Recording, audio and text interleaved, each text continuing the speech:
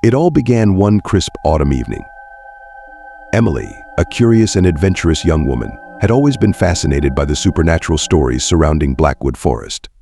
The locals spoke of strange noises, ghostly apparitions, and an unsettling presence that seemed to watch from the shadows.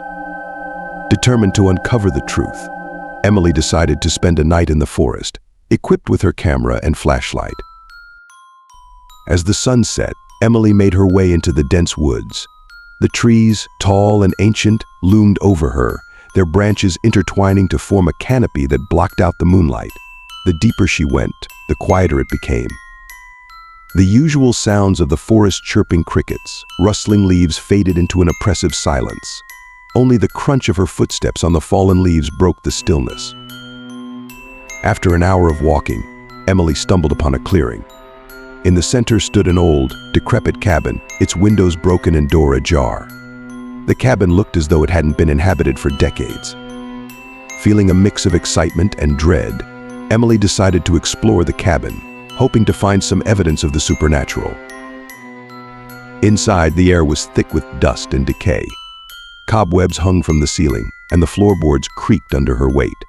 As she explored, she found an old diary on a table, its pages yellowed with age. The entries detailed the life of a man named Henry, who had lived in the cabin many years ago. The last entry sent chills down her spine. The forest whispers my name.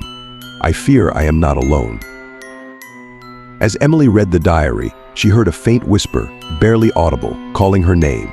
She froze, heart pounding, and strained to listen.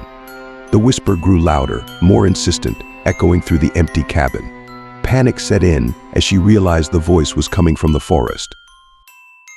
Grabbing her flashlight, Emily stepped outside, her breath visible in the cold night air. The whisper continued, weaving through the trees. She followed the sound, her curiosity mingled with fear. The further she went, the more the forest seemed to come alive. Shadows danced between the trees, and the temperature dropped dramatically.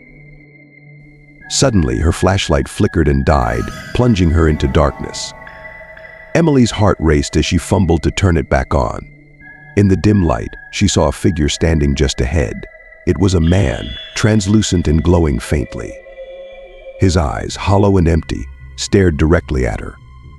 Emily realized with horror that this was Henry, the man from the diary.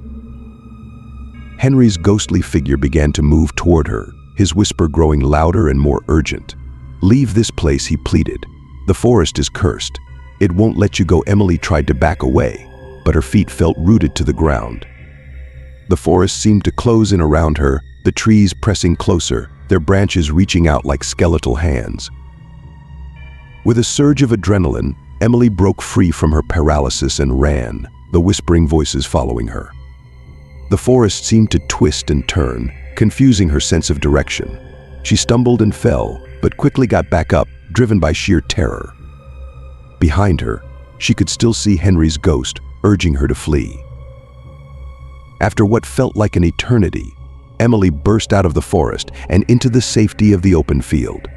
The whispers ceased, and the oppressive presence lifted. She looked back and saw the edge of the forest, dark and foreboding.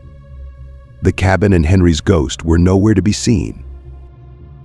Emily never spoke of her experience in Blackwood Forest, but she left the village soon after, unable to shake the memories of that night.